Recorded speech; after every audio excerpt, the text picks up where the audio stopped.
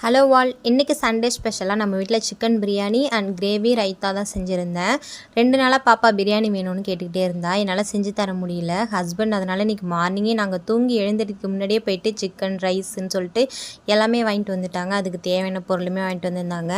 நானும் மார்னிங் பிரேக்ஃபாஸ்ட்டுக்கே பார்த்தீங்கன்னா பிரியாணி செய்ய ஆரம்பிச்சிட்டேன். நாங்கள் மார்னிங் எதுவுமே சாப்பிடல, டக்குன்னு இப்படியே குக் பண்ண ஆரம்பிச்சிட்டேன்.